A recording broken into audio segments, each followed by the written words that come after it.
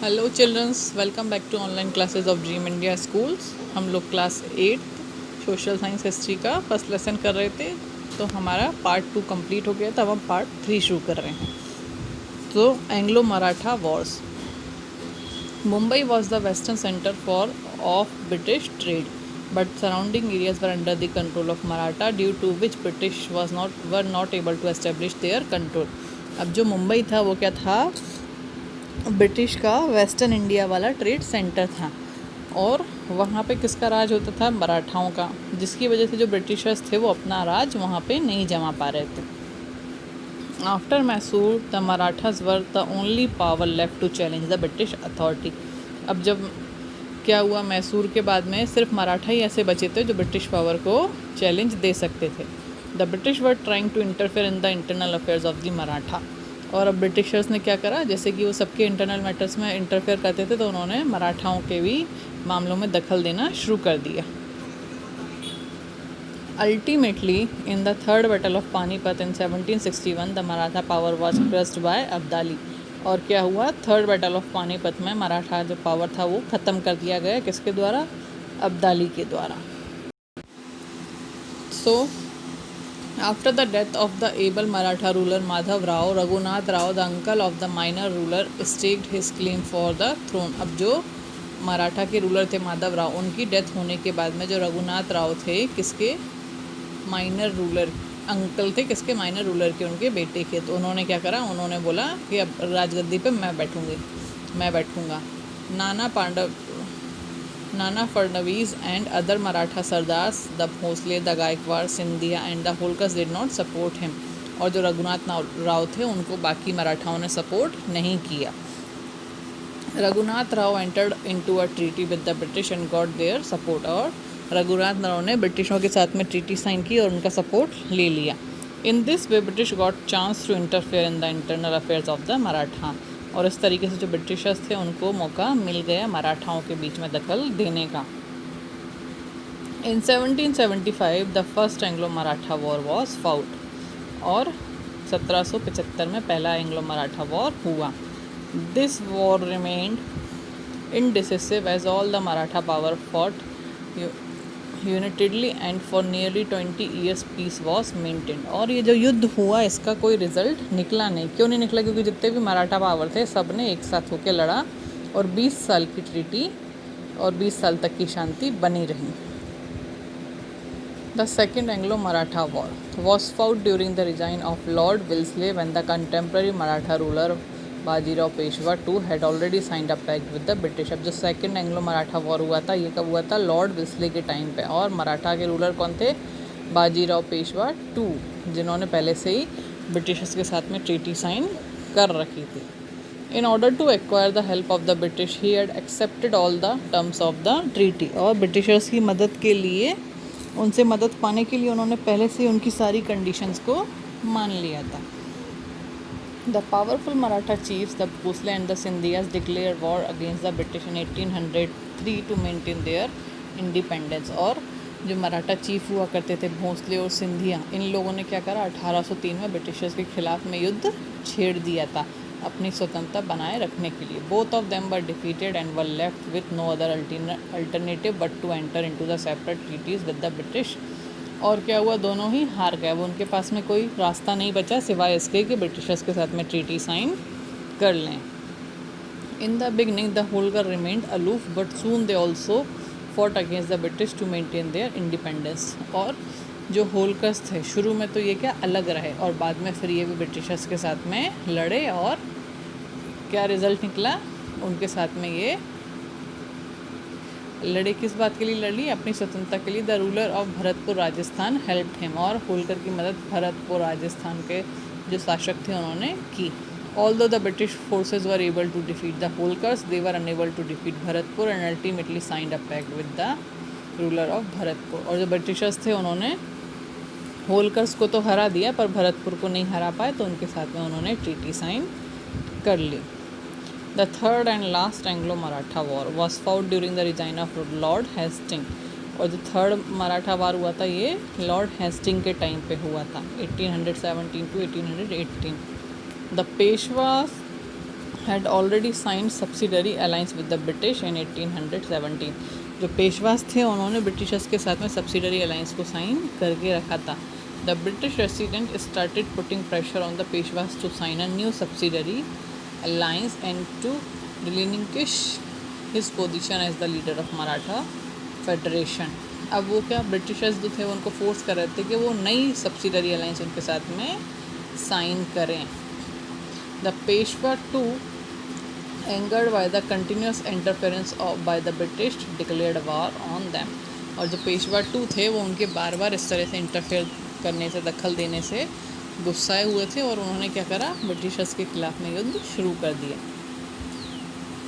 The Bhosle and Holkars also declared a war against the British. The British defeated the Holkars, the Bhosle and the Peshwas in separate war.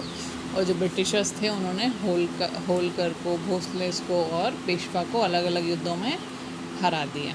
A portion of Peshwa's territory was given to the descendants of Shivaji at Satara and rest was ceded by to the British Empire. अब जो पेशवाओं की जितनी सल्तनत थी उसमें से कुछ हिस्सा किसको दे दिया, शिवाजियों के वंशज को सतारा में दे दिया, बाकी ब्रिटिशर्स ने अपने कब्जे में ले लिया. The Maratha chief Bhonsle, Holkar, Scindia and Gaekwad were brought under the suzerainty of the British. अब ये जो मराठा चीफ होते थे, सिंधिया हुए, गायकवाड़ हुए, होलकर हुए, ये सब अब किसके आधिपत्य में आ गए, ब्रिटिशर्स के. Does after defeating the Maratha the British become a Paramount power in India. और मराठास को हराने के बाद में जो ब्रिटिशर्स थे ये बहुत बड़ा पावर बन गए. Lord Wellesley was appointed the governor general of India in 1798. अब जो लॉर्ड विल्सले थे ये 1798 में गवर्नर जनरल बन गए ब्रिटिश के, ठीक है. And he started consolidating the British empire in India. और उन्होंने ब्रिटिश साम्राज्य को भारत में इकट्ठा करना शुरू किया. He decided to bring as many Indian states as possible under the British rule. और उन्होंने क्या निश्चय किया कि जितना हो सकेगा उतने इंडियन स्टेट्स को ब्रिटिश रूल के अंदर कर लेंगे. He began to align Indian state with the company by war और treaty. और किस तरीके से उन्होंने इकट्ठा करना शुरू किया, या तो युद्ध लड़ लो या ट्रीटी साइन करा लो. He brought Mysore and Marathas under the company control by waging war. Mysore और मराठा को उन्होंने कैसे अपने कब्जे में लिया, युद्ध लड़ के. Lord Wellesley, Lord Hastings and Lord Dalhousie played a vital role in the expansion of British rule. Lord Wellesley, Dalhousie और हेस्टिंग ने बहुत ही महत्वपूर्ण रोल निभाया किसमें, ब्रिटिश साम्राज्य को भारत में स्थापित करने में. By his subsidiary alliance Lord Wellesley brought several states under the control of company. अब जो इनकी एक नीति होती थी सब्सिडरी अलायंस, उसके द्वारा लॉर्ड विल्सले ने बहुत सारे राज्यों को अपने कब्जे में ले लिया. The following were the salient features of the subsidiary alliance. और ये उसकी कुछ खास बातें थी. क्या क्या थी? Under the subsidiary alliance system the ruler of the state was compelled to expect the permanent stationing of a British force within the territory. अब अगर आपने सब्सिडरी अलायंस साइन की है तो यहाँ पे क्या होगा, जैसे मैंने आपके साथ में सब्सिडरी अलायंस साइन की तो मेरी जो फ़ौजें हैं वो आपके ही टेरिटरी और आपके साम्राज्य में रहेंगी. The ruler had to pay a fixed amount for the maintenance of the forces और to provide territory of the state. और क्या होगा कि जैसे मेरी फोर्सें आपके यहाँ पे रह रही हैं तो आपको उनका खर्चा उठाना पड़ेगा, वो पैसा मैं नहीं दूंगी, उनका मेंटेनेंस का, उनके खाने पीने का, रहन सहन का सारा खर्चा आप उठाएंगे. The Indian rulers had to keep at his court a British officer who could observe the working of the state.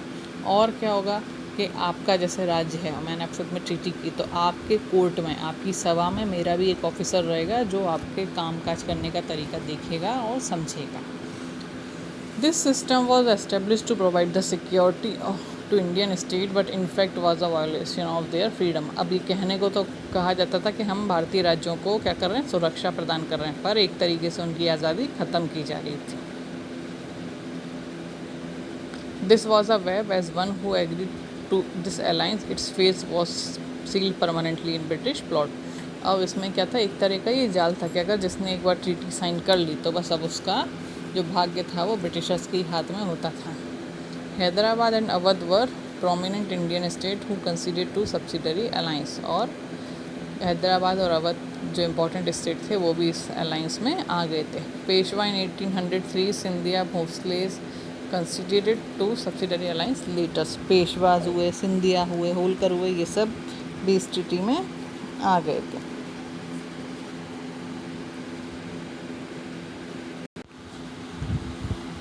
Expansion under Lord Hastings. Lord Hastings was appointed Governor General in 1813. So 1813 में lord Hastings governor general थे. Lord Hastings waged a war against Nepal and force to sign a Sugauli treaty by reducing Marathas to non entity and he disbanded the Maratha federation. और 1813 में क्या करा, नेपाल के साथ में भी इन्होंने ट्रीटी साइन कर लिए. और जो अब मराठा थे इनका पावर और इनकी आइडेंटिटी भी ख़त्म हो गई, तो इन्होंने मराठा फेडरेशन को भी बैन कर दिया.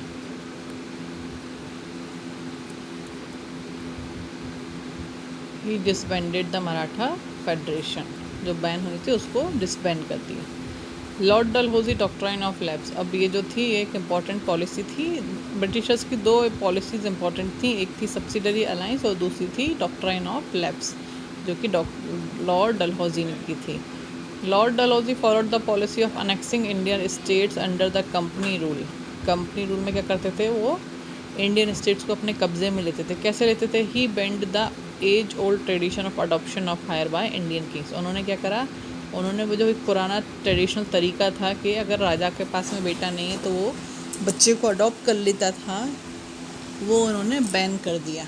When the ruler die without a natural heir his state was annexed to British dominion.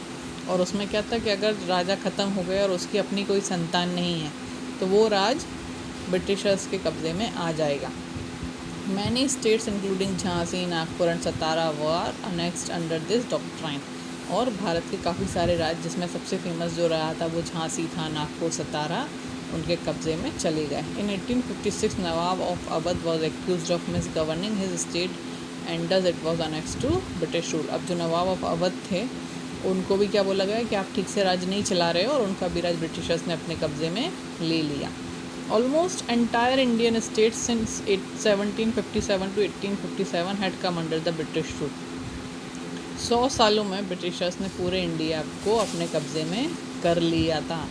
The administrative policies of the company spread discontent among the Indian states and therefore a great freedom struggle of 1857 broke out. अब जो उनकी शासन करने वाली नीतियाँ होती थी उससे लोगों में डिसकंटेंट था, मतलब असंतोष था. उसकी वजह से क्या हुआ कि बहुत बड़ा और महान युद्ध की शुरुआत हुई. कब हुई? 1857 में, जिसको हम first freedom struggle of India भी बोलते हैं. Causes of British success.